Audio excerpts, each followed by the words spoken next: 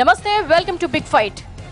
మనిషి తన బాగు కోసం తిరగబడితే అరాచకంగాను, సమాజం కోసం తిరగబడితే అది విప్లవంగాను అభివర్ణించడం మధ్యయుగాల్లో రాజనీతిగా చలామణైంది. కానీ ఇప్పుడు ఆ పరిస్థితులు లేవు, వ్యవస్థలు కూడా లేవు. ఓటు ద్వారా వ్యక్తి వినిపించే గళమే ప్రజాస్వామ్య వికాసానికి దారి చూపుతోంది. స్వార్థ రాజకీయ శక్తులకు ప్రజా చైతన్యమే విరుగుడు. అందుకే జనం నాడి ఒడిసి పట్టేందుకు ఎన్టీవీ బిగ్ ఫైట్ ప్రజల ముందుకొచ్చింది. ప్రస్తుతం మనం సార్వత్రిక ఎన్నికల సమరం ముందున్నాం. ప్రజా సమస్యలేంటి, ఈ 5 ఏళ్ల కాలంలో ప్రభుత్వాలు ఎటువంటి అభివృద్ధి చూపించాయి, ప్రజల మనోగతం ఏంటి, రాజకీయ నాయకులు ఏం చెప్తున్నారు, దీనిపై ఎన్టీవీ బిగ్ ఫైట్ జనం గుండె చప్పుడుకు వేదిక అయింది. ప్రస్తుతం అనంతపురం జిల్లాలో ఉన్నాం. కరువు నేల నుంచి కియా కార్ల వెలుగులు, మరోవైపు హంద్రీనీవా పరుగులు, ఒకవైపు విప్లవ యోధులు, మరోవైపు ఫ్యాక్షన్ రాజకీయాలు. అంతేకాదు నీలం సంజీవరెడ్డి, కల్లూరి చంద్రమౌళి, తరిమెళ్ల నాగిరెడ్డి, దరువూరి పుల్లయ్య వంటి ఎందరో యోధులను కన్న నేల ఇది. అంతేకాదు శ్రీకృష్ణదేవరాయల కాలం, పెనుగొండ రాజుల కాలం నుంచి వజ్రాలు దొరికే రతనాల సీమే కాదు, రత్నాల్లాంటి మనుషులు ఉండే నేల ఇది. భౌగోళికంగా వెనకబడ్డ ప్రాంతమైనా కూడా రాజకీయంగా ఎంతో చైతన్యంతో అందరికంటే ముందు ఉండేది అనంతపురం జిల్లా.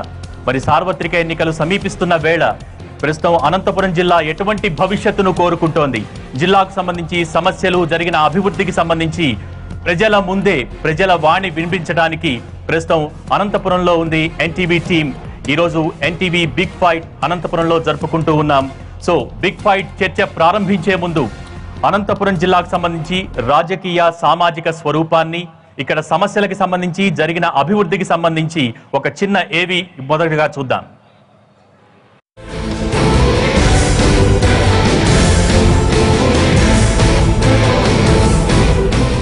లేపాక్షి బసవన్న రాజసం, కదిరి లక్ష్మీ నరసింహుడు ఉగ్రరూపం, పుట్టపర్తి సాయిబాబా ప్రేమామృతం, విప్లవ యోధుల పురిటిగడ్డ, ఉద్యమాల చిరునామా అనంతపురం జిల్లా. విస్తీర్ణంలో 2 తెలుగు రాష్ట్రాల్లో అతిపెద్ద జిల్లాగా అనంతపురాన్ని చెప్పుకోవచ్చు. నిత్యం కరువుతో సావాసం చేసే అనంతపురం ప్రజల రాజకీయ చైతన్యంలో మాత్రం అందరికంటే ముందే ఉంటారు. వ్యవసాయమే ప్రధాన జీవనాధారంగా బతుకుతున్న అనంతపురం జిల్లా దేశంలోని కరువు పీడిత ప్రాంతాల్లో ప్రధానమైంది. ప్రకృతి కరుణించక, వాన చినుకు లేక బీడుబడ్డ భూములు అనంతపురం ప్రజలను వలసబాట పట్టించాయి.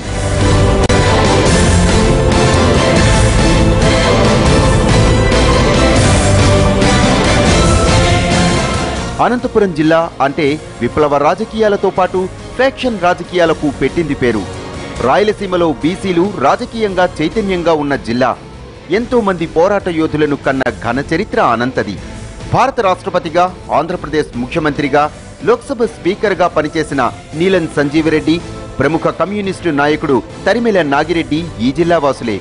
అనంతపురం జిల్లాకు తనను తాను దత్తపుత్రుడిగా ప్రకటించుకున్న నందమూరి తారక రామారావు మొదటి నుంచి చివరి వరకు హిందూపురం నుంచే ప్రాతినిధ్యం వహించారు. ఒకప్పుడు కాంగ్రెస్ పార్టీకి కంచుకోటగా ఉన్న అనంతలో తెలుగుదేశం పార్టీ ఆవిర్భావం తర్వాత సైకిల్ దూసుకుపోయింది. జిల్లాలో 14 శాసనసభ స్థానాలు, 2 పార్లమెంటు నియోజకవర్గాలు ఉన్నాయి. మొత్తం జనాభా 29,12,421 మంది. వీరిలో 14,67,078 మంది పురుషులు, 14,45,169 మంది మహిళా ఓటర్లు ఉన్నారు. 1989లో 14 నియోజకవర్గాలకు గాను కాంగ్రెస్ 12 స్థానాల్లో జయకేతనం ఎగరవేయగా, హిందూపురం నుంచి ఎన్టీ రామారావు, ధర్మవరం నుంచి మాజీ మంత్రి నాగిరెడ్డిలు మాత్రమే టీడీపీ నుంచి విజయం సాధించారు. దాదాపు 25 సంవత్సరాల తరువాత తెలుగుదేశం పార్టీ 14 స్థానాల్లో 12 స్థానాలను కైవసం చేసుకుంది. కాంగ్రెస్కు కీలకంగా ఉన్న ప్రాంతాలు సైతం ఎన్టీఆర్ హయాంలో టీడీపీ దక్కించుకుంది. రాష్ట్రంలో ఎంత వ్యతిరేకత ఉన్నప్పటికీ ఈ ప్రాంతంలో మాత్రం తెలుగుదేశం పార్టీకి అనుకూల ఫలితాలు వస్తాయన్నది జిల్లా రాజకీయ చరిత్రను గమనిస్తే అర్థమవుతుంది.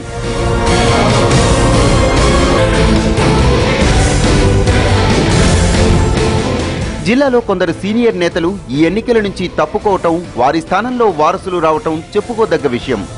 కాంగ్రెస్లో వరుస విజయాలు సాధించిన జేసీ సోదరులు సైతం టీడీపీ తీర్థం పుచ్చుకొని విజయ పరంపర కొనసాగించారు. దాదాపు 4 దశాబ్దాల పాటు జిల్లాను శాసించిన జేసీ దివాకర్ రెడ్డి సోదరులు ఇప్పుడు రాజకీయాలకు రిటైర్మెంట్ ప్రకటిస్తున్నారు. వారి స్థానంలో కుమారులు జేసీ పవన్ కుమార్ రెడ్డి, జేసీ అస్మిత్ రెడ్డిలు ప్రత్యక్ష రాజకీయాల్లోకి రాబోతున్నారు. జిల్లాలో పరిటాల రవి రాజకీయ వారసత్వాన్ని పరిటాల సునీత కొనసాగిస్తున్నారు. పెనుకొండ నుంచి ఒకసారి, రాప్తాడు నుంచి 2 సార్లు విజయం సాధించారు. పరిటాల శ్రీరామ్ కూడా ఎన్నికల్లో పోటీకి సిద్ధమవుతున్నారు. ఇక పిసిసి అధ్యక్షుడు రఘువీరారెడ్డి కూడా కాంగ్రెస్ పరువును నిలిపేందుకు ఈసారి కళ్యాణదుర్గం నుంచి పోటీ చేస్తున్నారు.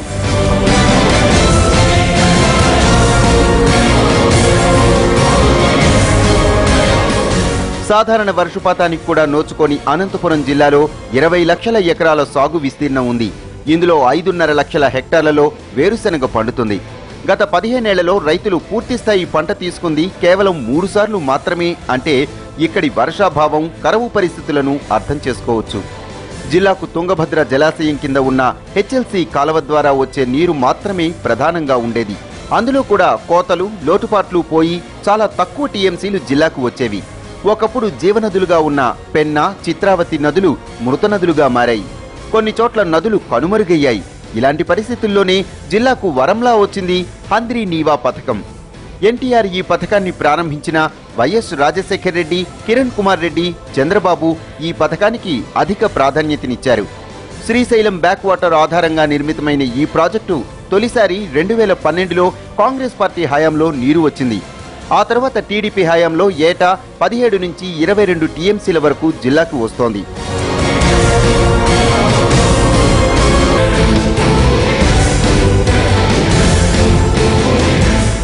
జిల్లాకు ఇంత పెద్ద స్థాయిలో నీరు రావడంతో కొంతమేర తాగునీటికి ఇబ్బంది తగ్గింది. దశాబ్దాలుగా నీటి మొహం చూడని చెరువులకు, బావులకు నీరు వచ్చింది. అయితే ఆ స్థాయిలో నీరు వస్తున్నా ఎక్కడా ఆయకట్టుకు నీరు ఇవ్వటం లేదన్నది ప్రధాన ఆరోపణ. వేసవికి ముందే 300కు పైగా గ్రామాల్లో తాగునీటి సమస్య ఉంది. 1 టీఎంసీ నీరు జిల్లాకు వచ్చేందుకు తక్కువలో తక్కువ 17 నుంచి 18 కోట్ల వరకు ఖర్చవుతుంది. ఇంత ఖర్చు చేస్తున్నా ఆ స్థాయికి తగ్గ ఫలం అందడం లేదు. ఇక ప్రభుత్వం హార్టికల్చర్కు పెద్దపీట వేయటం, డ్రిప్, స్ప్రింకర్లకు పెద్ద ఎత్తున సబ్సిడీ ఇవ్వడంతో పండ్ల తోటల విస్తీర్ణం బాగా పెరిగింది.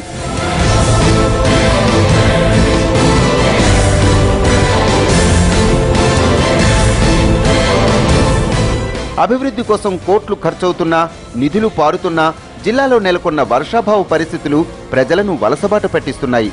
కదిరి, పుట్టపర్తి, పెనుగొండ, మడకశిర, రాయదుర్గం, కళ్యాణదుర్గం నియోజకవర్గాల నుంచి వలసలు తీవ్రంగా ఉన్నాయి. కదిరి ప్రాంతానికి చెందిన మహిళలకు సరైన ఉపాధి లేక వ్యభిచార కూపంలో దిగుతున్నారు. దుబాయ్, ముంబై వంటి ప్రాంతాల్లో ఉపాధి పేరుతో కొందరు బ్రోకర్లు మహిళల్ని వ్యభిచార కూపంలోకి దించుతున్నారు.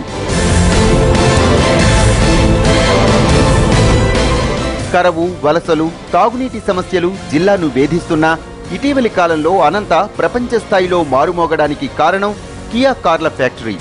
పెనుకొండ మండలం ఎర్రమంచి వద్ద 13,000 కోట్ల పెట్టుబడితో 11,000 మందికి ప్రత్యక్ష, పరోక్ష ఉపాధి కల్పించే లక్ష్యంగా పరిశ్రమ నిర్మాణంలో ఉంది. ఇప్పటికే ట్రయల్ రన్ కూడా పూర్తి చేశారు.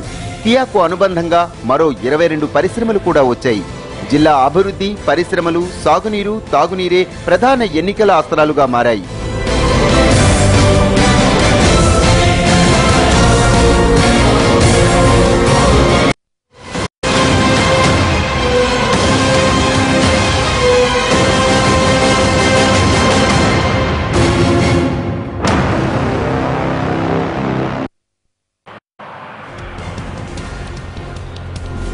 సో ఇది అనంతపురం జిల్లాకి సంబంధించి ఇక్కడ రాజకీయ, సామాజిక స్వరూపానికి సంబంధించి, సమస్యలు, అభివృద్ధికి సంబంధించి చిన్న ఏవి ఇప్పటిదాకా మనం చూసాం. ఈరోజు అనంతపురంలో జరుగుతున్న ఎన్టీవీ బిగ్ ఫైట్ లో రాజకీయ నాయకులు, ప్రజాప్రతినిధులతో పాటు ప్రజలు, అలాగే దూర ప్రాంతాల నుంచి, అనంతపురం జిల్లా నలుమూలల నుంచి వచ్చిన విద్యార్థులు, మహిళలు అందరూ కూడా పాల్గొంటున్నారు. ముందుగా వేదిక పైన ఉన్న పెద్దల్ని పరిచయం చేసుకుందాం. ప్రభాకర్ చౌదరి గారు Anantapuram urban MLA, TDP senior నేత. అలాగే శివరామిరెడ్డి గారు ఎక్స్ ఎమ్మెల్సీ, వైసీపీ సీనియర్ నేత. అలాగే శైలజానాథ్ గారు మాజీ మంత్రిగా పనిచేశారు, మాజీ మంత్రి, కాంగ్రెస్ సీనియర్ నేత. అలాగే జాఫర్ గారు సిపిఐ అనంతపురం జిల్లా కార్యదర్శి. రామ్ భూపాల్ గారు సిపిఎం జిల్లా కార్యదర్శి. మొదటిగా ప్రభాకర్ చౌదరి గారు, రాష్ట్రంలో ఎంత వ్యతిరేక పవనాలున్నా సరే అనంతపురం జిల్లాకి సంబంధించి మాట్లాడుకుంటే టీడీపీకి ఎప్పుడూ అనుకూల పవనాలు వీచిన చరిత్ర, ఇది రాజకీయ చరిత్ర. ఈసారి సార్వత్రిక ఎన్నికలు సమీపిస్తున్న సమయంలో ఎంతవరకు ఆ పట్టును టీడీపీ నిలబెట్టుకోబోతోంది? మీ అస్త్ర శస్త్రాలేంటి ఈ ఎన్నికల్లో? ప్రధానంగా ఈ జిల్లాలో అంటే కొన్ని దశాబ్దాల కిందట రాజకీయం అంటే కొందరిది అనేటువంటి భావన ఉన్నటువంటి సందర్భం నుంచి నందమూరి తారక రామారావు గారు ముఖ్యమంత్రిగా తెలుగుదేశం పార్టీ వ్యవస్థాపక అధ్యక్షుడిగా వచ్చిన తర్వాత రాజకీయం కొందరిదే కాదు అందరిది అనేటువంటిది రుజువు చేసినటువంటి వ్యక్తి. అందులో భాగంగా అనేక సామాజిక వర్గాలకి అవకాశాలు ఇచ్చారు. తర్వాత రాజకీయం కూడా కొందరిది మాత్రమే పెత్తనం ఉండేటువంటిది. దానికి విరుద్ధంగా అణగారిన వర్గాల్ని అన్ని వర్గాలకి హక్కును చేర్చుకొని ఈ యొక్క విధానాల్ని సిద్ధాంతాలని ఆయన భావవేశాలు ఆయనలో ఉన్నటువంటి అనూహ్యమైనటువంటి విప్లవాత్మకమైనటువంటి ఆలోచన విధానాలు ఏవైతే ఉన్నాయో కమ్యూనిజం ఆయన ఒకసారి అడిగారు ఎవరు మీ యొక్క పార్టీ మేనిఫెస్టో ఏంటి అని. భావజాలం ఏంటంటే ఆయన ఒకటే చెప్పాడు, పేదవాడికి పట్టెడు అన్నం పెట్టడమే నా యొక్క భావజాలం మా మేనిఫెస్టో అనేటువంటిది. ఆ విధంగా అనేకమైనటువంటి ఆలోచనలతో ఆనాటి సామాజిక పరిస్థితులను బట్టి ఏ విధంగా ప్రజలకు అందుబాటులో ఉండాలని అనేకమైనటువంటి మార్పులు తీసుకొని వచ్చి పార్టీని పెట్టిన తర్వాత ఈ జిల్లాలో అణగారిన వర్గాలు అల్పసంఖ్యాక వర్గాలు అదేవిధంగా బలహీన వర్గాలు ఉన్నటువంటి ఈ జిల్లాలో ముఖ్యమంత్రిగా ఆ రోజు చంద్రబాబు నాయుడు ఆ రోజు నందమూరి తారక రామారావు కావాలి ఈ పార్టీ రావాలని చెప్పి ఆదరించారు. అందులో భాగంగా హిందూపురాన్ని కూడా ఆయన ఎన్నుకోవడం ఈ జిల్లాలో పలు రకాలుగా ప్రయత్నాలు చేసి అనేకమైనటువంటి మార్పులు సామాజిక చైతన్యం అదేవిధంగా సామాజిక సమతుల్యత రాజకీయంగా కానీ ఆర్థికంగా కానీ చేసినటువంటి ప్రయత్న ఫలితాల మూలాన తెలుగుదేశం పార్టీ ఇక్కడ మన్నన పొందుతూ ఉంది. చంద్రబాబు నాయుడు గారు ముఖ్యమంత్రి అయిన తర్వాత ఆయన కూడా ఇక్కడ ఉన్నటువంటి ప్రధానంగా మీరు చెప్పారు ఇప్పుడు ఇంతకుముందు జనవిజ్ఞాన వేదిక నుంచి గయాలు కూడా వారు కరువు సీమ రాయలసీమలో కరువు జిల్లా అనంతపురం జైసల్మేర్ తర్వాత భారతదేశంలోనే అత్యంత స్వల్ప వర్షపాతం కలిగినటువంటి జిల్లా ఇది. దీంట్లో ఎవరు కూడా ఏ పార్టీ కూడా విభేదాలు లేవు, దీనికి ఎవరు కూడా విమర్శించేటువంటి పరిస్థితి లేదు, విరుద్ధ అభిప్రాయాలు కూడా లేవు. కాకపోతే కాలక్రమేణా అంటే వాతావరణ పరిస్థితులు వర్షాభావ పరిస్థితుల మూలాన ఇతరత్ర కారణాల వల్ల అప్పుడప్పుడు కరువులు రావడం ఒక కొన్ని శతాబ్దాల కిందట కూడా డొక్కల కరువు ప్లేగు ఈ రకరకాలుగా దీనిలతో ఆ కరువులు వచ్చినప్పుడు కూడా వలసపోయి అన్నమో రామచంద్ర అని చెప్పి కష్టపడే పరిస్థితి. బట్ అనేక ప్రభుత్వాలు వచ్చాయి, నాయకులు వచ్చారు, ప్రయత్నాలు చేశారు. అదే పరిస్థితుల మూలంగా కూడా కొంత మార్పు వచ్చింది. మార్పు వచ్చిన తర్వాత మళ్ళీ కొన్ని ఒక 2-3 దశాబ్దాల కిందట ఎంత మార్పు వచ్చినా ఆర్థికంగా సామాజికంగా అభివృద్ధి తీసుకొని వచ్చినా కూడా కొన్ని పరిస్థితులు అక్కడ స్థానికంగా ఫ్యాక్షన్ కావచ్చు అంటే ఆ పెత్తందారి గ్రామాల్లో కక్షలు దీని మూలాన కొంతమంది వలస అదేవిధంగా ఆర్థిక అసమానతలను ఆసరాగా చేసుకుని మరో రకంగా యువత పెడదారి పట్టడం తర్వాత నీటి పారుదల సౌకర్యాలు లేక వరదేవుని కరుణ కోసం ప్రయత్నం చేయడం ఈ విధంగా అనేక రకాల ఇబ్బందులు ఉన్నప్పుడు కూడా దాన్ని అధిగమించడానికి ఈరోజు చంద్రబాబు నాయుడు గారు ముఖ్యమంత్రిగా ఒక అపారమైనటువంటి అనుభవం ఉన్నటువంటి వ్యక్తిగా గతంలో 9 సంవత్సరాలు ఉమ్మడి ఆంధ్రప్రదేశ్లో ముఖ్యమంత్రిగా ఉన్నారు. అదేవిధంగా విభజన తర్వాత విడిపోయిన ఆంధ్ర రాష్ట్రంలో 16,000 కోట్ల లోటు బడ్జెట్ ఉన్నప్పుడు కూడా తనదైన సైజులో 7 పదుల వయసులో ఈ రాష్ట్రం అభివృద్ధి చెందాలి ఒక సవాలుగా తీసుకోవాలని చెప్పి కసితో పనిచేసినటువంటి కరువు సీమలో అభివృద్ధి జరగాలనేది అందరి మాట. ఈ గత 5 ఏళ్లలో ఎంతవరకు అభివృద్ధి లక్ష్యాలకు సంబంధించి ఎంతవరకు టీడీపీ ప్రభుత్వం రీచ్ అయింది అనుకుంటున్నారు? ఈ జిల్లాకు సంబంధించి ప్రధానంగా పరిశ్రమలు రావాలా, తర్వాత వ్యవసాయ రంగం అభివృద్ధి చెందాలా, నెక్స్ట్ పరిశ్రమలు రావాలంటే విద్యుత్ శక్తి ఉండాలి, తర్వాత అదేవిధంగా అక్కడ ఉన్నటువంటి వాస్తవ పరిస్థితులు అంటే రా మెటీరియల్ ముడి సరుకు లేకపోయినా భూమి విద్యుత్ మన ఎలక్ట్రిసిటీ కనెక్షన్స్ కానీ ఈ రకంగా చూడాలా. ముఖ్యమంత్రి గారు వచ్చిన తర్వాత 24 hours కరెంట్ ఇవ్వడానికి అంటే ఇండస్ట్రీస్కి అనుకూలంగా చేశాడు. తర్వాత ఇక్కడ ఏదైనా ఇండస్ట్రియలిస్టులు ముందుకు వస్తామంటే పరిశ్రమవేత్తలు వచ్చినా మేము అన్ని అనుమతులు ఇస్తాం, భూమి ఇస్తాం, మీకు ఉదారంగా ప్రభుత్వ పరంగా అన్ని రకాల సహకారం ఉంటున్నటువంటి విధానాన్ని ప్రవేశపెట్టాం. దానివల్ల ఈరోజు మీరు కియా పరిశ్రమ 13,000 కోట్ల రూపాయలతో 11,000 మందికి పరోక్షంగా ప్రత్యక్షంగా ఇంకొక 5-6 మందికి యాన్సిలరీ యూనిట్స్ వస్తే ఇక్కడ ఈ నిరుద్యోగ యువత ఎవరైతే ఉన్నారో ఉపాధి కల్పించడానికి దోహదపడేటువంటి రీతిలో అనంతపురంలో జాకీ ఇండస్ట్రీ ఈరోజు మన రాప్తాడ్కి అనంతపురానికి మధ్యలో ఉన్నటువంటి బైపాస్లో జాకీ వాళ్ళకు కూడా అంటే సైట్ ఇవ్వడం ఇతర సమర్థలు ఇవ్వడం. ప్రభాకర్ చౌదరి గారు మీరు చెప్తున్నారు తాగునీరుకు సంబంధించి చెప్పారు, తర్వాత పరిశ్రమ ఇంకా వివరంగా మనం మాట్లాడుకుందాం. మిగతా శివరామరెడ్డి గారు వైసీపీ సీనియర్ నేత 2014 నుంచి ఇప్పటి వరకు జిల్లాలో మీ పార్టీ ఏ మేరకు బలపడింది, మీ బలాలేంటి బలహీనతలేంటి, టీడీపీ జోరుకు ఏ విధంగా బ్రేక్ చేయాలనుకుంటున్నారు ఈ 2019లో? ఇక్కడ వేదికను అలంకరించిన పెద్దలకు అలాగే ఈ కార్యక్రమంలో పాల్పంచుకుంటున్న అందరికీ నా ధన్యవాదాలు తెలియజేస్తున్నా. ముఖ్యంగా ఈ జిల్లాలో గతంలో కూడా సుమారుగా చాలా సీట్లు రావాల్సి ఉన్నప్పటికీ కొద్ది పొరపాట్ల వల్ల 12 సీట్లు వాళ్ళకి రావడం జరిగింది. వైఎస్ఆర్ పార్టీకి 2 సీట్లు రావడం జరిగింది. గతంలో కూడా కాంగ్రెస్ పార్టీ ఉన్నప్పుడు ఒకసారి 8 సీట్లు మనకు వస్తే 6 సీట్లు వాళ్ళకి వచ్చావు, 6 వస్తే మాకు వచ్చావు. బాగా రాజకీయ చైతన్యం గల జిల్లా ఇది, దాంట్లో ఎలాంటి అనుమానం లేదు. అవును. అలాంటి పరిస్థితుల్లో గతంలో వీళ్ళు పవర్లోకి రావడానికి కారణం అమలు కాని హామీలు, మిమ్మల్ని అరచేతుల్లో వైకుంఠం చూపిస్తూ మేము ఇవి చేసేస్తాం అవి చేసేస్తామని ఒక పక్క రైతు రుణమాఫీ అన్నారు, మరో పక్క డాక్రా మహిళల రుణమాఫీ అన్నారు, ఇంకో పక్క నిరుద్యోగ భృతి అన్నారు, అర్హులైన ప్రతి పేదవాడికి ఇళ్ళు ఇస్తామన్నారు. ఏ స్కీములు చెప్పాలనుకున్నవన్నీ చెప్పి ఈరోజు పవర్లోకి వచ్చిన తర్వాత ఇప్పటి వరకు రైతాంగానికి ఇంకా 2 విడతలు అంటే 1,50,000. అంటే శివరామరెడ్డి గారు ఈ 5 ఏళ్లలో జిల్లాకు ఎటువంటి అభివృద్ధి జరగలేదంటారా? జిల్లాలో సెంట్రల్ గవర్నమెంట్ ఏదైతే ఇచ్చాయో రోడ్లు, కొన్ని సిమెంట్ రోడ్లు, ఇవన్నీ విలేజెస్ లో కొన్ని జరిగిన విషయం వాస్తవమే. దాన్ని బాబు సెంట్రల్ గవర్నమెంట్ శివరామరెడ్డి గారు పరోక్షంగా సమర్థిస్తా ఉన్నారు. తమ్ముడు చెప్పేది వినండి బాబు. శివరామరెడ్డి గారు, అంటే మీరు చెప్పిన దాన్ని బట్టి కేంద్ర ప్రభుత్వం చేసిందే గానీ రాష్ట్ర ప్రభుత్వం ఎటువంటి, తెలుగుదేశం ప్రభుత్వం ఎటువంటి అభివృద్ధి చేయలేదు, జిల్లా ప్రజల్ని మోసం చేసిందని మీరు చెప్పదలుచుకున్నారు? నేను చెప్పిన మాట కాదు, వాళ్ళ మంత్రి అయ్యన్న పాత్రుడు గారే చెప్పారు, నేను చెప్పింది కాదు అది. వాళ్ళు అది గమనించుకోవాల్సిన అవసరం ఉంది. అంటే టీడీపీ మోసం చేసిందంటారా? ఈ 5 ఏళ్లలో ఏ అభివృద్ధి కనిపించట్లేదా మీకు? ఇప్పుడు ఒక కియా ఫ్యాక్టరీ వచ్చింది, మేము యాక్సెప్ట్ చేస్తాం. దాంట్లో స్థానికులకు లోకల్ గా మీకు అంతా ఉద్యోగాలు ఇస్తున్నాం, ఇంట్లో ఉన్న నిరుద్యోగులకి అంతా స్థానికులకి అన్నారు. ఈ రోజు దాంట్లో ఎంతమందికి లోకల్ వాళ్ళకి ఇచ్చారు? రైతు భూమి పోగొట్టుకున్న ప్రతి రైతు కుటుంబాల్లో ఉన్న పిల్లోళ్ళకి అందరికి ఇస్తా అన్నారు. తర్వాత ఇంటికి ఒకటి అన్నారు. సుమారు 400-500 మంది ఇవ్వాల్సిన అవసరం ఉంది. కానీ ఇప్పటి వరకు కేవలము గార్డెనింగ్ చేసేదాంటుకో, లేకుంటే అటెండర్ పోస్ట్కో, వాటర్ బాయ్ గానో, అంటే అంత హీనమైన పరిస్థితిలో ఉన్నామా? అంటే అర్హతను బట్టి ఉద్యోగాలు కూడా ఉంటాయి కదండి. ఏమండి, వాళ్ళ అర్హత, ఎడ్యుకేషన్ బట్టి ఉద్యోగాలు కూడా ఉంటాయి. వాళ్ళ అర్హత, వాళ్ళు చదువుకున్న ఎడ్యుకేషన్ బట్టే ఉద్యోగాలు కూడా ఉంటాయి. అంటే అనంతపురం జిల్లాలో ఆ ఏరియాలో టెక్నికల్ గా చదివిన వాళ్ళే లేదంటారా? చదివిన వాళ్ళ గురించే నేను చెప్తున్నా. మా జిల్లా నుంచి ఎంతో మంది ఐఏఎస్లు, ఐపీఎస్లు, పెద్ద పెద్ద చదువులు చదివిన వాళ్ళు చాలా మంది ఉన్నారు. ఆ ప్రాంతంలో కూడా చాలా మంది చదివిన వాళ్ళే, బీటెక్ చదివిన వాళ్ళు, ఎంసీఏ చదివిన వాళ్ళు, టెక్నికల్. అది కాక బాబు గారు ఏం చెప్తున్నారు, ముఖ్యమంత్రి గారు, స్కిల్ డెవలప్మెంట్, వాళ్ళ స్కిల్ మీద మేము ట్రైనింగ్ ఇచ్చి ఎంప్లాయ్మెంట్ జనరేషన్ చేస్తాం. చాలా సంతోషపడ్డాం. ఎవరు చేసినా అభివృద్ధిగా మనము.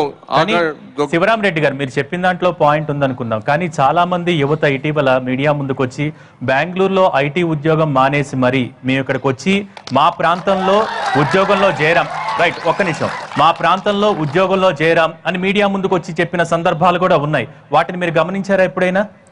మీరు ఒక్కసారి మీ మీడియా ముందుకు ఎంతమంది వచ్చింటారు, ఎంతమంది చెప్పారనేది గమనించండి. మీరే చెప్పండి.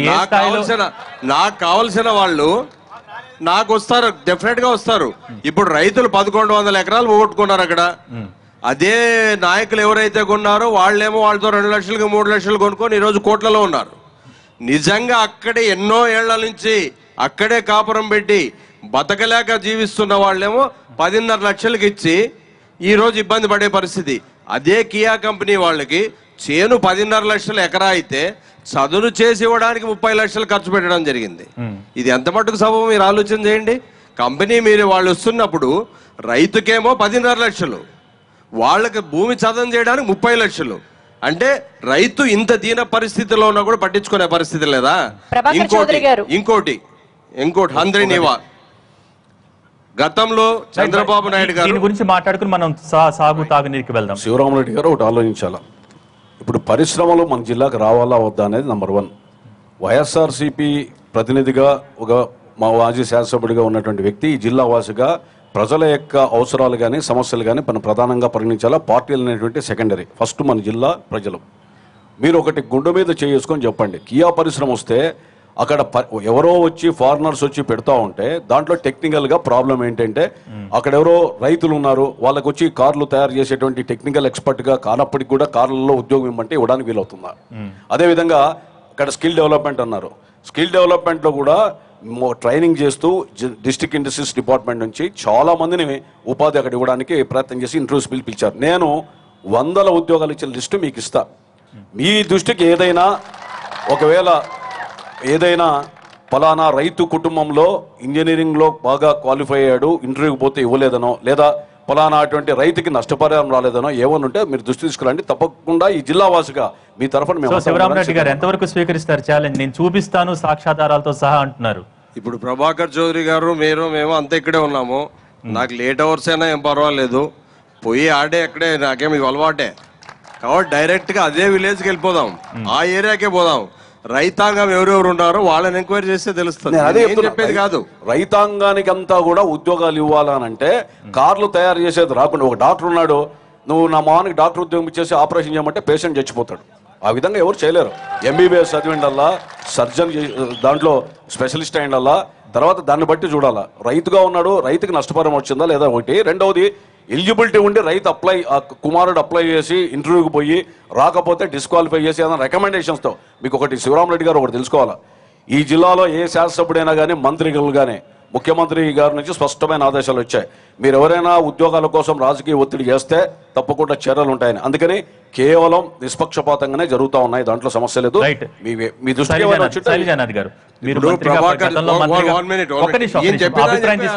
మాట్లాడండి. ఇప్పుడు ప్రభాకర్ చౌదరి గారు చెప్తున్నారు 100,000 మంది చేరారని. 100,000 మంది చెన్నై వాళ్ళు, ఇతర ప్రాంతాలు, బీహార్ ప్రాంతాల వాళ్ళు చేరినారు. అనంతపురం జిల్లా వాళ్ళు కాదు, క్వాలిఫైడ్ కాదు అంటాడు. ఎవరు పుట్టుకతోనే ఏది ఫైనల్ పెద్ద పెద్ద చదువులు చదువురు. చూపించే సాక్ష్యాధారాలు నేను ఒకటే, ఎన్టీవీ వాళ్ళు ఉంటారు, శివరామరెడ్డి గారు ఎన్టీవీ వాళ్ళు ఇక్కడే ఉంటారు. ఇప్పుడు ఆ ఊరికి పోయాల్సిన అవసరం లే. నేను సాక్ష్యాధారాలతో సహా ఉదయం 10 గంటలకి ఎన్టీవీ వాళ్ళ సమక్షంలోనే అనంతపురం టౌన్లో రికమెండేషన్ లేకుండా ఎన్ని ఉద్యోగాలు ఇచ్చారో నేను చూపిస్తాను. ఈరోజు కొరియా నుంచి వచ్చినటువంటి వ్యక్తులు అనంతపురంలో కాపురం ఉండి ఇక్కడంతా కూడా ఇక్కడ నుంచి ఫ్యాక్టరీకి అక్కడ పోతా ఉంటే ఈ బిల్డింగ్ రెంట్స్ పెరిగాయి. తర్వాత ఇక్కడ మనకు ఒక ప్రైడ్ వచ్చిన తర్వాత ఒక ప్రపంచ పటంలో కియా ఫ్యాక్టరీ అనేటువంటిది అనంతపురంలో రావడం అనేటువంటిది మనందరి అదృష్టం.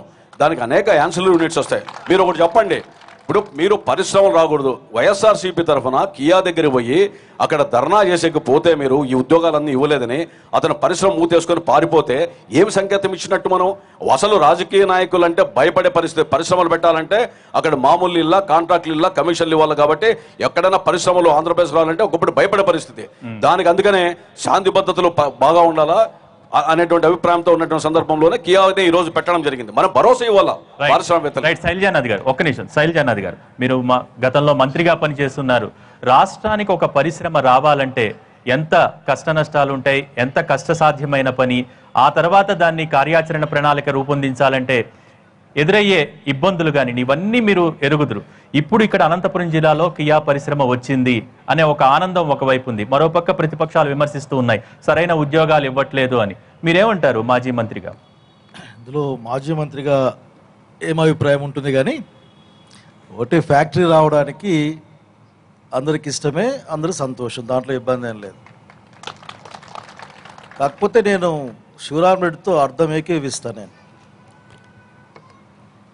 కియా కంపెనీ ఫ్యాక్టరీ ఈ జిల్లాది, పెనుగొండదో అమ్మవారిపల్లిదో వాళ్ళది కాదు, అది ఇది డిస్ట్రిక్ట్. ఇది అక్కడ లేకపోతే ఇక్కడ పిల్లలకి ఇవ్వాలి.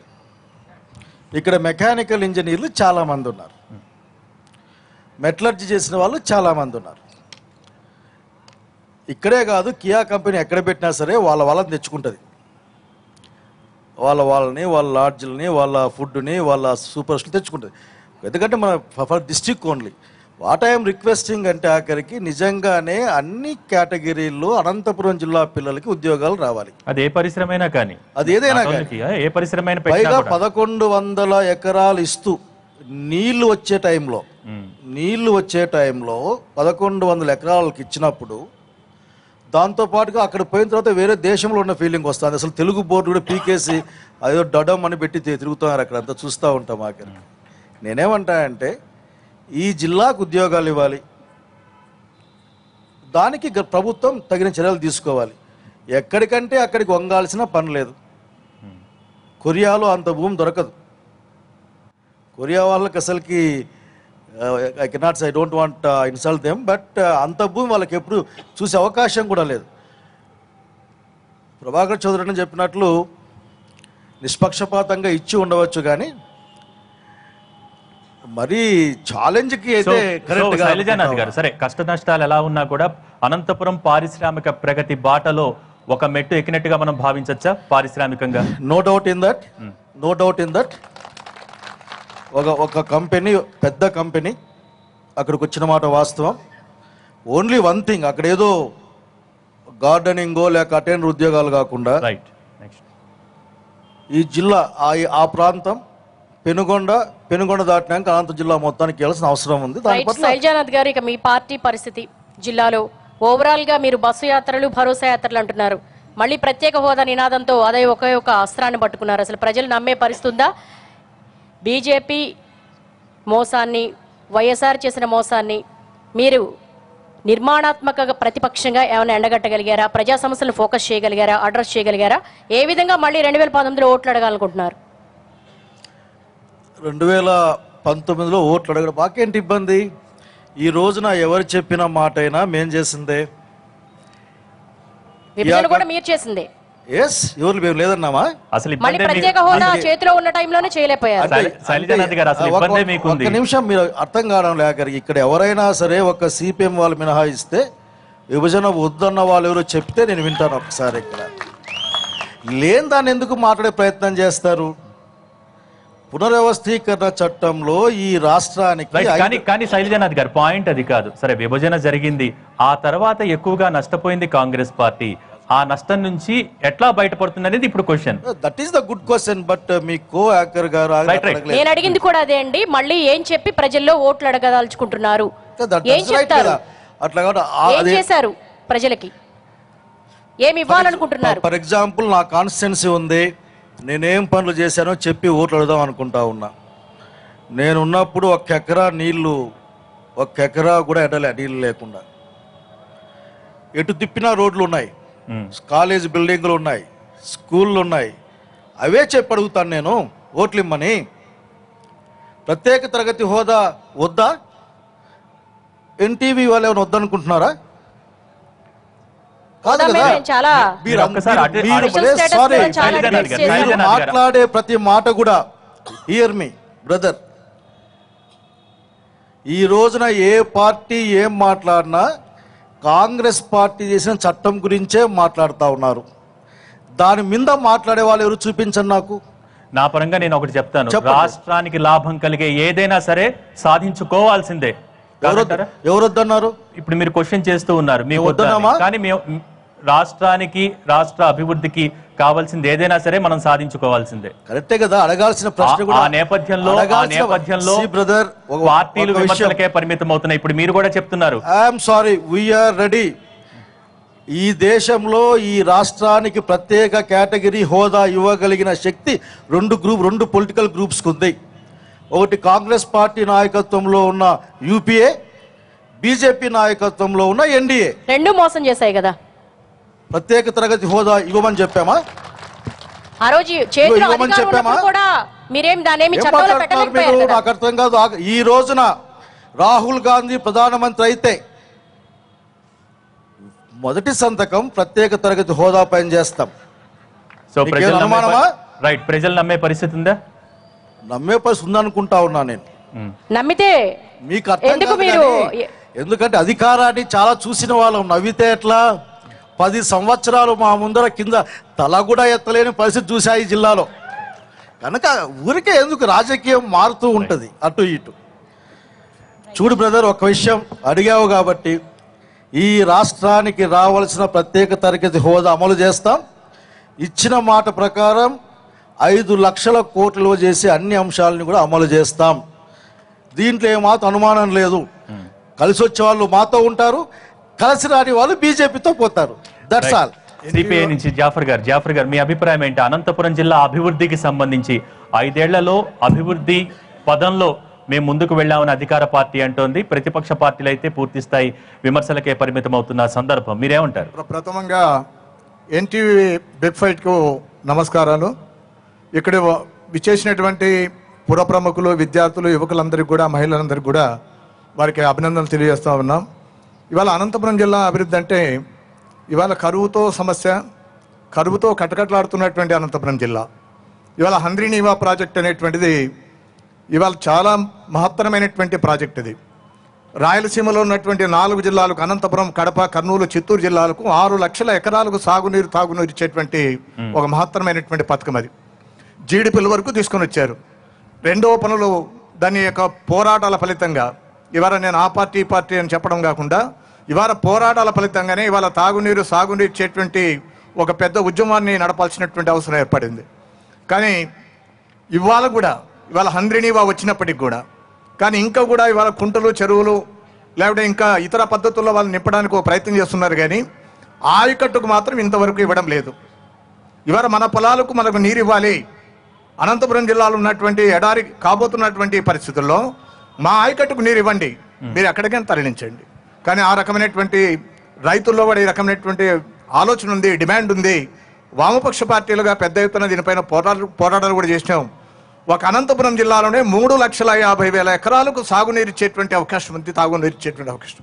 కానీ ప్రభుత్వాలు, ఇదివరకున్న ప్రభుత్వం కానీ ఇప్పుడున్నటువంటి ప్రభుత్వాలు కానీ ఏ ప్రభుత్వం కానీ ఆయకట్టుకు మాత్రం నీరు ఇచ్చేటువంటి ఆ పరిస్థితి లేదు. రైట్ జాఫర్ గారు, ఆయకట్టు కొంత నీరు అందాలనే మాట ప్రజల నుంచి కూడా వినిపిస్తున్న సందర్భం. కానీ అధికార పార్టీ చెప్తోంది హంద్రీనీవా నీరు రావటం ద్వారా చెరువులు నింపామని చెప్తున్నారు చాలా సందర్భాల్లో. తర్వాత ఉరవకొండ, రాప్తాడు, పెనుకొండ ఈ ప్రాంతాల్లో కూడా చెరువులు నింపాం, రైతుల్లో మనోస్థైర్యం నింపామని కూడా చెప్తున్నారు. అదంతా వాస్తవం కాదంటారా? సంతోషకరమైన ఏమంటే హంద్రీనీవా కూడా కృష్ణా జలాలని వాళ్ళ ఫ్రీడమ్ ఫైటర్ బికే ఆదినారాయణ రెడ్డి గారు, స్వాతంత్ర సమరయోధులు, కృష్ణా జలాలను రాయలసీమకు మళ్లించాలని చెప్పి కమ్యూనిస్ట్ లీడర్ ఆయన.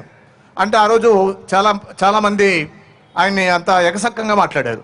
కృష్ణా జలాలు ఎక్కడ, తర్వాత అనంతపురం జిల్లాకు ఎక్కడ వస్తాయి ఇట్లా అని చెప్పేసి. కానీ ఇవాళ నేడు మనం కృష్ణా జలాలను ఇవాళ మనం చూస్తా ఉన్నాం. మన హంద్రీనీవా ద్వారా మన ప్రాంతాలకు రావడం జరిగింది. సంతోషకరమైనటువంటిది. అభినందించాల్సిందే. బట్ అయితే ఒకటేమంటే ఇవాళ ఆయకట్టుకు నీరు ఇవ్వాలి.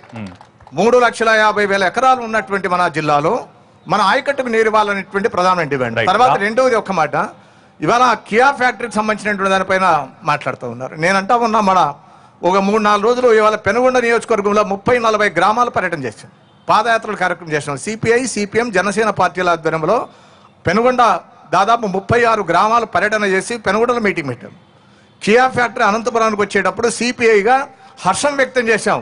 ప్రపంచంలోనే 5వ సంస్థ కియా ఫ్యాక్టరీ వస్తే దాదాపు పరోక్షంగా ప్రత్యక్షంగా 20,000 ఉద్యోగాలు వస్తాయని చెప్పి ప్రభుత్వం చెప్పింది, దాన్ని అభినందించాం. బట్ అయితే అక్కడ మేమంతా కూడా పోయిన తర్వాత తమిళనాడు సంబంధించినటువంటి వాళ్ళు అక్కడ పనిచేస్తా ఉన్నారు.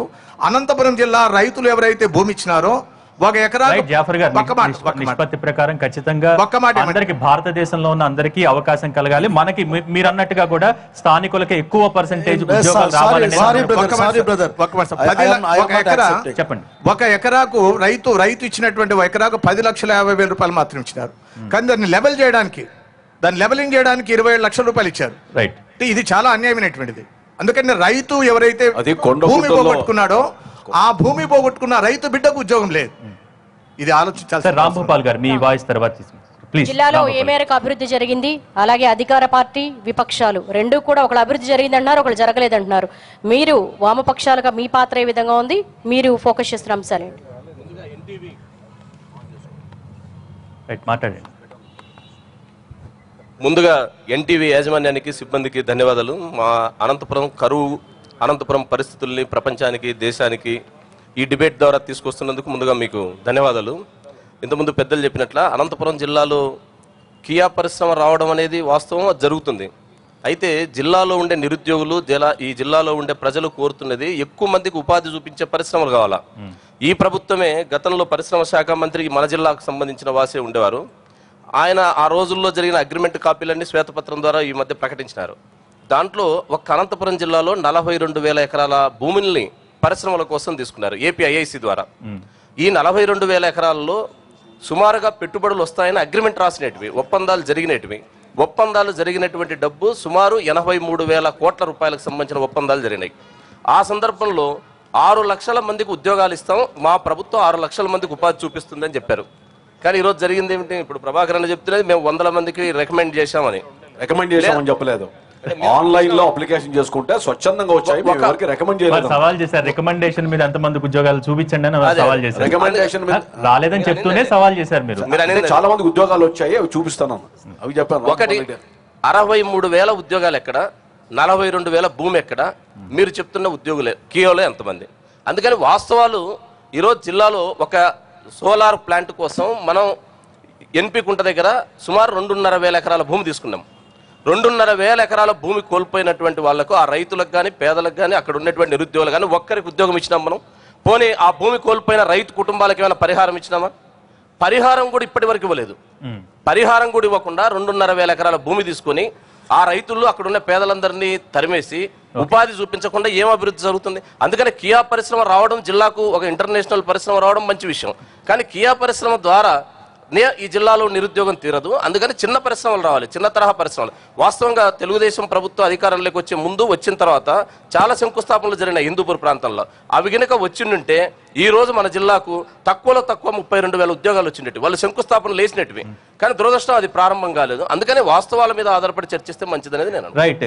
సాగు తాగునీరుకు సంబంధించి హంద్రీనీవా వచ్చిన తర్వాత ఆయకట్టుకు నీరు ఇవ్వాలని కోరుకుంటున్నాయి ప్రతిపక్షాలు. ఇచ్చాం, ఇంకా అభివృద్ధి జరుగుతుందని చెప్తున్నాయి అధికార పక్షం. మరి పారిశ్రామికంగా అభివృద్ధికి సంబంధించి ప్రాంత సమస్యల గురించి ఇంకా తమ అభిప్రాయాలు తెలియజేయడానికి ప్రజలందరూ కూడా సిద్ధంగా ఉన్నారు. వారి వాయిస్ తీసుకునే ముందు ఎన్టీవీ బిగ్ ఫైట్ లో చిన్న విరామం తీసుకుందాం.